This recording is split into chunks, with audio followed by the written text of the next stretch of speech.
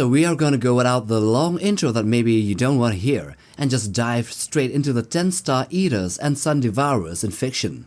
Let's begin. The first one is Ammutseba. This is also known as the daughter of Isfet and the Devourer of Stars. She is a great old one of the expanded Cthulhu mythos, and first appearing in Schrader's short story called The Lost Stars, and later featured in Chaosium's Secret of Kenya, which is a supplement for Call of Cthulhu. Unlike H.P. Lovecraft's original creations, she is an expansion of the mythos, tied heavily to Egyptian themes of chaos and cosmic destruction. She is said to be the daughter of the Egyptian embodiment of chaos, and Ammutseba manifests as a vast, black vapor cloud with countless misty tentacles drifting through the sky and absorbing all sources of light. In some depictions, she also appears as a woman-shaped black hole, a humanoid silhouette of impossible gravity and darkness. Her most terrifying attribute is her ability to devour stars themselves, consuming their fire and treating them as sustenance for her restoration. This power places her amongst the most apocalyptic of the Great Old Ones, a cosmic predator of light and life. And within the lore, she was once worshipped by the Stygian civilization of the Hyborian Age, and later by the early Egyptian sisterhood cults, which endure in a fragmentary form today, often restricted to women who weave Egyptian magic into their rites.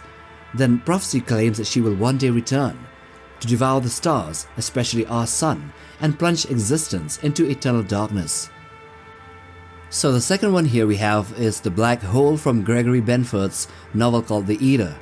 So the Eater here, from the novel of the same name, is an ancient, intelligent, cosmic entity in the form of a small black hole. Born roughly 7 billion years ago, it has roamed the universe ever since, propelling itself through space and sustaining its existence by consuming asteroids, planets, stars, and other cosmic matter. Unlike natural black holes, this Eater exhibits clear signs of will, intelligence, and consciousness, moving deliberately and revealing itself capable of communication. So over the eons, it has absorbed knowledge of countless civilizations that it has devoured, making it both immensely powerful and dangerously curious. When it entered the solar system, it reached out to humanity, not with overt hostility but with a chilling request. It wished to converse, to exchange the accumulated wisdom of the cosmos for human company. However, its true method of interaction is far more invasive, as it prefers to learn by uploading the minds of individuals into itself, effectively consuming not just matter, but consciousness as well. Its demand for the finest minds of Earth places humanity in an impossible position, forcing the novel's protagonist to confront the reality that this ancient being is as much a predator of intelligence as it is of stars and worlds. Okay, so now heading over to the third one here, we have the Stellarite Devourers. This one comes from the game Stellaris. These Stellarite Devourers are colossal energy-based lifeforms whose very structure resembles that of a living star, making them one of the most dangerous and awe-inspiring entities encountered in space. They are vast in scale, often rivaling moons in sheer size, and these creatures appear as luminous bulbous bodies with 6 massive limbs, which they use to grasp and drain the energy of stars. Most are described with a fiery orange hue, though rare white variants can also be reported by some civilizations. Despite lacking visible sensory organs, the Stellarite Devourers possess an uncanny ability to detect threats and strike them down with terrifying precision, a trait which only adds to their enigmatic nature. Many of those who have observed them note their resemblance to bacteriophages on an astronomical scale though, as if a viral predator were magnified into cosmic proportions. These beings are solitary by nature, never seen in groups, and primarily orbit or migrate toward main sequence stars, which serve as their main food source. By siphoning vast reserves of hydrogen, they destabilize the stellar prey, which means suns or stars, often hastening the onset of premature supernova, leaving devastation in their wake. The fourth entry here is the Dark Phoenix. See, the Phoenix Force is one of Marvel's most powerful cosmic entities. It embodies the primal force of life, death, and rebirth across the multiverse. Existing before creation itself, it is the nexus of all psionic energy that has ever or will ever exist, which makes it capable of igniting new universes or burning them away in purification. Normally, the Phoenix expresses its will through mortal hosts, most famously Jean Grey, whose immense telepathic and telekinetic abilities made her an almost perfect vessel. While the Phoenix Force can nurture and empower, its capacity for destruction is equally vast. If corrupted or overwhelmed by mortal emotions, it transforms into the Dark Phoenix, a force of unchecked hunger and rage. This transformation is most famously depicted in the Dark Phoenix saga, where Jean Grey, overwhelmed by the cosmic entity's full might, lost her moral balance and became the Dark Phoenix. In this state, she was no longer guided by compassion but by an insatiable need driven to consume energy on a cosmic scale. In one infamous act, the Dark Phoenix devoured the energy of an entire star to sate her hunger, triggering a supernova. This explosion annihilated nearby planets, wiping out an alien civilization in an instant. This drew the attention of the Shi'ar Empire, who then classified her as a universal threat and one that needed to be destroyed. Number 5. The Sun Eater. This is a massive star-destroying weapon created by the alien race known as the Controllers in DC Comics. Designed as a means to eliminate entire worlds deemed too evil to exist, a Sun Eater is guided by an uncanny instinct that drives it to seek out and envelop vibrant stars, absorbing their solar radiation. This process causes the star to shrink in size but not in mass, destabilizing it and triggering a supernova. The resulting explosion not only annihilates surrounding systems, but also fuels and propels the Sun Eater to its next target. These cosmic weapons are colossal, with a fully developed Sun Eater exceeding 2,000 miles in diameter, and are normally kept dormant under the supervision of something called a controller. In a devastating event, once upon a time, a Sun Eater entered Earth's solar system and consumed the Sun, threatening the planet with extinction within a week. In the end, the being called Parallax sacrificed itself by absorbing the Sun Eater's vast energy into its own body, destroying the weapon but also burning himself out in the process. His death released enough energy to reignite Earth's sun, saving the planet. The Sun Eater remains one of the deadliest threats in the DC universe, combining the scale of a natural catastrophe with the precision of a weapon. The next here we have the Mantrid drones of the Lex. These are terrifying hybrid constructs of organic and mechanical design, distinguished by their simple form, which is a hovering orb-shaped control unit attached to a single robotic arm. They were originally created to serve Mantrid as replacements for his own limbs, and they were designed for utility like collecting resources, building inventions, and carrying out his commands.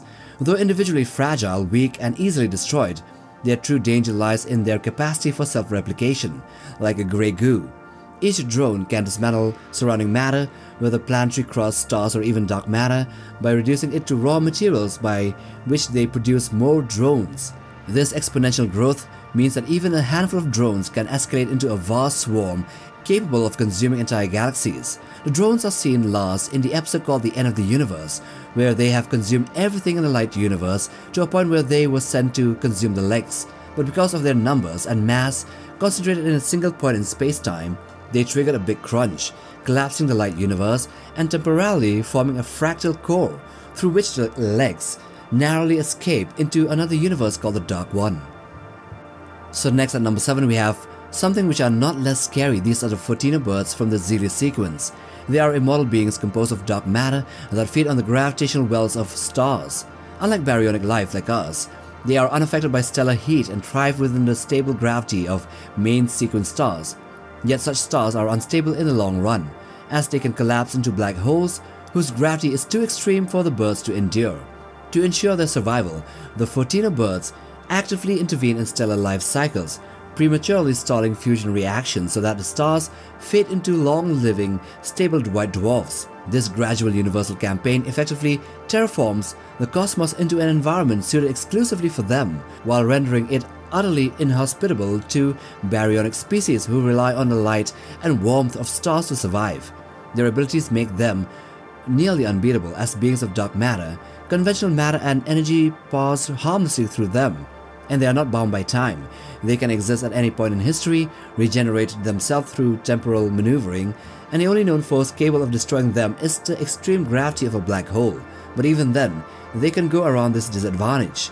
Their actions brought them into direct conflict with the Zelia, which are the most advanced species in this universe, who then recognized that this would wipe out all life. Yet in the end, they weren't able to stop these Photino birds, but only create a gateway in order for baryonic life to escape this universe. Now at number 8 we have the Starkiller base from Star Wars. This was the First Order's main super weapon, which was seen in the first movie of the new trilogy. It was constructed into the ice planet called Ilum in the unknown regions. Seen by its creators as an evolution of the Empire's Death Star design, it was far more destructive, which was capable of annihilating entire star systems, which means planets from across the galaxy. Unlike the Death Stars, which required colossal artificial structures, the Starkiller base used the natural mass and magnetic field of Ilum itself as part of its containment and firing mechanism. The weapon drew its power from stars, siphoning its energy until the star collapsed and died. The energy is then funneled into the planet's core through an elaborate network of collectors and machinery. There, the solar energy transforms into a dark matter quintessence, a form of dark energy that provided nearly limitless destructive potential. The superweapon also had mobility, with massive rocket pods from its far side, allowing it to maneuver across space, which means it can go to other star systems, siphon other stars, killing them, and then use that energy to kill or destroy other planets. Number 9. The Star Harvester. This was seen in the Transformers universe. It is an ancient and devastating machine built by the first Cybertronians at the command of the Allspark and the 13 Primes. Its purpose was to drain the energy of stars in order to recharge the Allspark, whose own power had waned after creating life and terraforming Cybertron. It was constructed by a servant race of terraforming builders, and the harvesters were designed to channel star energy directly into Energon, the lifeblood of the Cybertronian civilization. To prevent reckless destruction, the Primes established a law that no star could be taken from a system that supported life. However, the Rogue Prime, later known as the Fallen Megatronus Prime, betrayed this rule, seeking to activate a star harvester on Earth's sun, even though it would have obliterated humanity and the planet itself. The harvester works by locking onto a star and drawing its energy through a vast, complex siphoning array, stripping the sun of its plasma and fusion power until the star collapses and dies. This process releases massive amounts of raw energon, but inevitably destroys any worlds orbiting the star, either by burning them out in the unleashed energy or leaving them to freeze in darkness. And number 10. The Catan Star Gods from Warhammer 40k. See, the Catan or Star Gods were amongst the first sentient beings to awaken in the universe of 40k, birthed through the raw energies of creation itself. At their origins, they were insubstantial entities of pure energy, vast parasitic intelligences that sustained themselves by feeding on the power of stars. Drifting through the cosmic seas devoid, they latched onto suns and drank deep into their nuclear fires, reducing their lifespans by countless millennia. At this stage, the Catan cared nothing of solid matter like planets, moons, or even life, and they were all beneath their notice, as only the raging plasma and magnetic storms of stars could sate their unimaginable hunger.